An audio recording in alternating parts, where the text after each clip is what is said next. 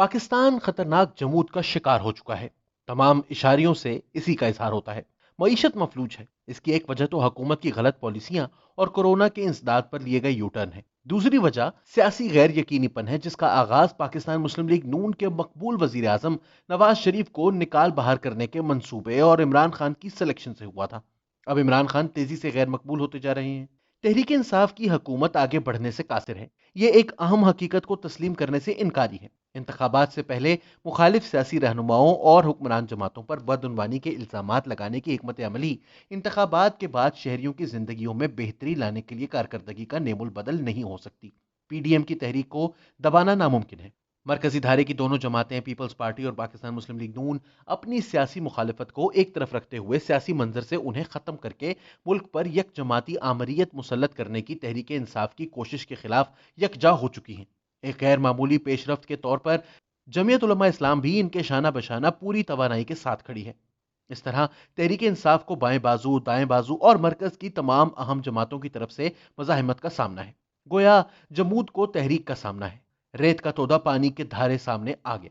اس دوران سیاسی طور پر غیر جانبدار رہنے کا حلف اٹھانے والے ریاست کے بازو عوام کی نگاہوں میں اپنی ساکھ کھو رہے ہیں۔ اسٹیبلشمنٹ کی قیادت پر انتخابات پر اثر انداز ہونے اور قومی مفاد پر ذاتی سوچ کو ترجیح دینے کا الزام ہے۔ عدلیہ، جس نے وکلا تحریک کے دوران انقلابی تبدیلی کا وعدہ کیا تھا، سابق چیف جسٹس صاحبان ثاقب نثار اور آصف کھوسہ کی وجہ سے ایک مرتبہ پھر اسی اسٹیبلشمنٹ کی باندی بن کر رہ گئی ہیں جن کے خلاف اس نے بغاوت کی۔ سرکاری افسران جو کبھی بہت فخر سے ریاست اور معاشرے کو قائم رکھنے والا فولادی ڈھانچہ کہلاتے تھے، زرد پتوں کی طرح کمزور اور بے وقت ہو چکے ہیں۔ اب وہ انتظامی اہمیت کے فیصلے لینے سے خائف ہیں۔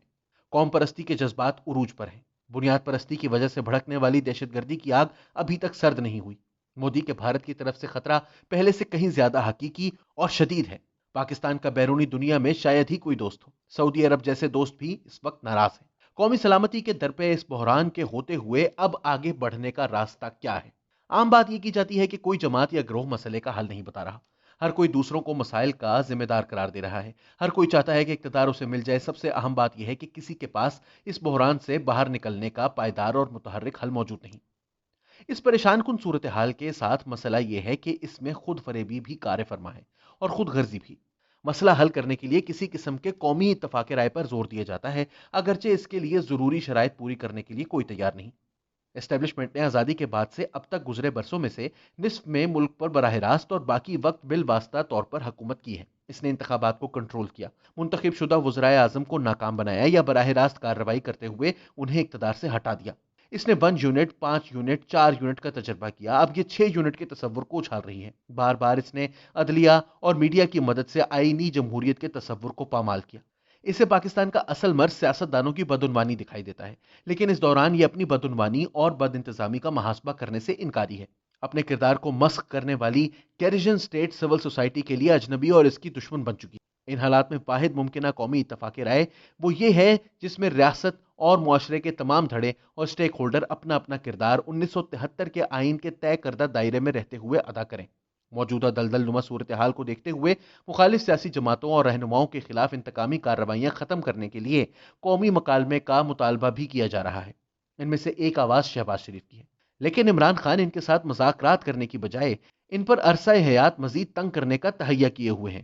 وہ اس سادہ سے تصور کو سمجھنے سے قاصر ہیں کہ حزب مخالف نہ صرف محب وطن ہوتی ہے بلکہ وہ آئین کے تحت ہونے والے انتخابات جیت کر آئندہ حکومت میں بھی آ سکتی ہے۔ ایک اور تصور یہ ہے کہ اس عمل میں اعلیٰ عدلیہ کو بھی شامل کر لیا جائے، لیکن اس سے کام نہیں چلے گا کیونکہ اس ادارے کا دامن انتخابی غلط کاریوں اور سیاسی وابستگیوں سے آلودہ ہے۔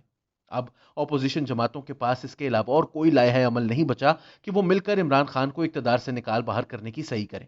عام طور پر احتجاجی تحریکیں منتخب شدہ حکومتوں کے لیے خطرے کا باعث نہیں بنتی، جیسے کہ کچھ عرصہ پہلے نواز شریف حکومت کے خلاف عمران خان کے دھرنے ناکام ہو گئے تھے۔ لیکن اب حالات تبدیل ہو چکے ہیں۔